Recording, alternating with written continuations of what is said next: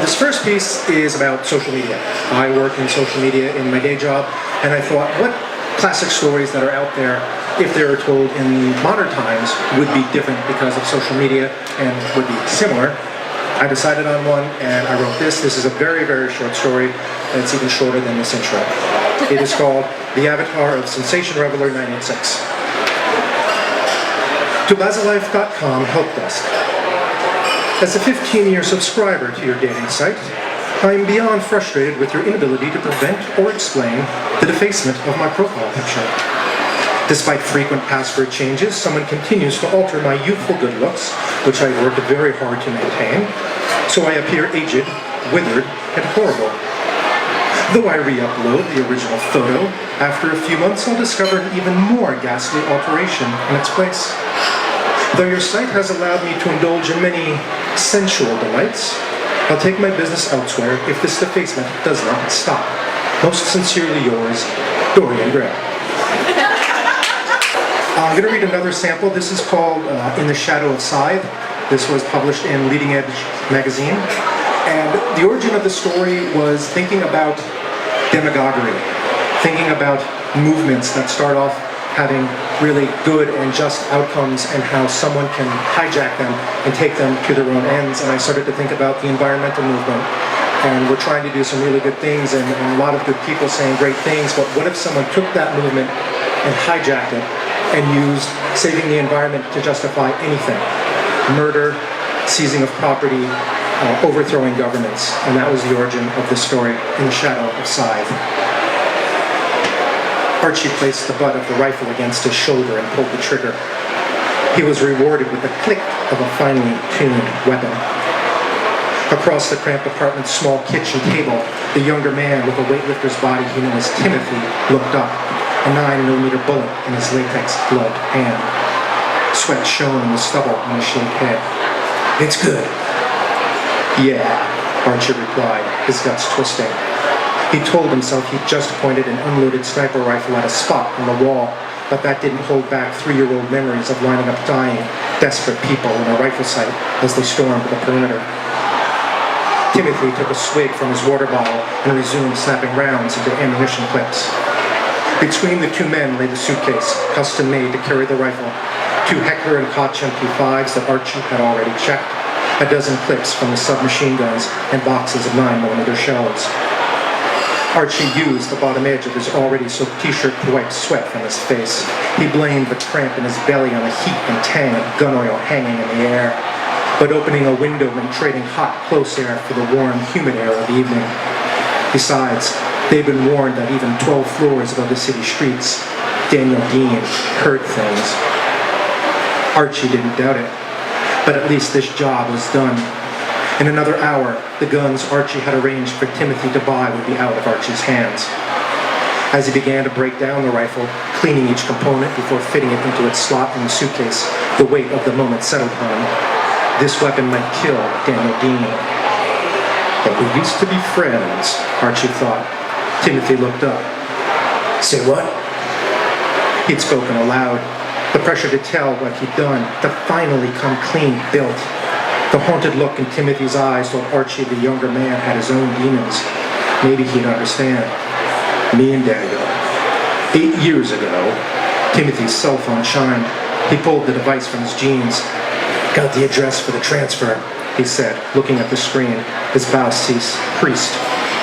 "Meeting somebody new." Suspicion, born from both experience and animal fear, made the hair on Archie's neck stand straight. "Why?" Archie asked. Timothy shoved the phone back in his pocket. "Doesn't say. We should motor." He loaded the guns, clips, and remaining ammunition into an oversized gym bag. Archie finished breaking down the rifle and closed the case. From its battered leather exterior, no one would know what it held. He and Timothy tossed empty ammo boxes, rags used to clean the weapons, and their latex gloves in a garbage bag. Timothy put the water bottle to his lips and, for a moment, his hard features were replaced by the gaunt, lined face of the old man on the Venezuelan countryside. The hot, coppery smell of blood stung Archie's nose. He blinked, and Timothy's face returned. Timothy picked up the gym bag. "You ready?" "Yeah." After one last check that they left no sign of what they'd done, Archie grabbed the trash bag and the rifle's case. Timothy killed the lights, locked the door behind them, and they moved down the dingy hall. At the elevators, a full-color glossy poster had been taped above the buttons. It showed a working-class woman leaving her apartment. Visible through the doorway, the light over the stove had been left on. Behind the woman, Daniel, curly, unkempt steel gray hair, a smirk framed by a goatee, green cotton shirt tucked into blue jeans, leaned against the wall. The caption asked, "Is everything off?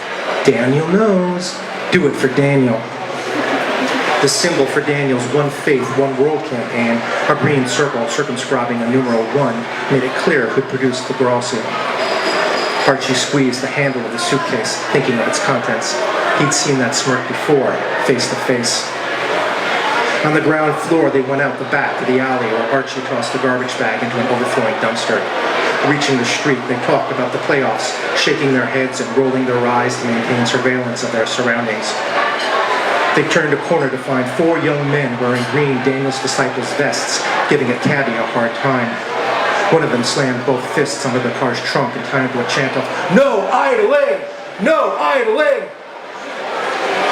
While the others took turns shoving the heavy-set man around. Glare from streetlights glinted off the One Faith bracelets on their red wrists. Archie didn't break stride. The cabbie shoved back, knocking the closest disciple on his rear. Within seconds, the other 3 were on the cabbie. In his peripheral vision, Archie saw Timothy's head turn. Archie asked, "You going to do something about this?" Around them, others watched. Some cheered the disciples on, taking up the "No idling" chant. "Would you help if I did?" Timothy replied. "Help!" the cabbie begged, hands outstretched as Archie and Timothy passed. "Please!" A punch to his guts silenced him. He dropped to his knees. Archie kept his eyes straight ahead. Not part of the plan. Behind him, fists and boots thudded against flesh, then the crunch of metal paneling, the tinkle of breaking glass. "You heard this saying about what happens when good men don't do nothing? I'm doing something." They reached Archie's car, an old gas-guzzling Japanese hatchback, and loaded the gym bag and suitcase into the trunk. "Yeah, and in an hour, you can say you've done something." Timothy got in the car, slamming the door. Archie said nothing as he got in the driver's seat, started the car, and headed for the drop-off. After a few blocks, Timothy asked, "What do you mean before, man? You and Dean were friends?" The encounter with the disciples had left Archie shaken. He realized just how foolish it had been to consider telling Timothy anything. If the younger man were caught, what he knew would make it back to Daniel, and Archie was as good as dead. Still, Archie felt Timothy had earned a small truth. "We worked together." But the confession brought no relief. Archie was talking to a man ready to forfeit his life. "Thought you didn't want us to know nothing about you." "Nothing that could identify me. I'm sure Daniel has plenty of former friends." "Ain't many who are still alive." Archie remained silent, conceding the point. He kept his eyes on the road and mirrors, looking for a tail.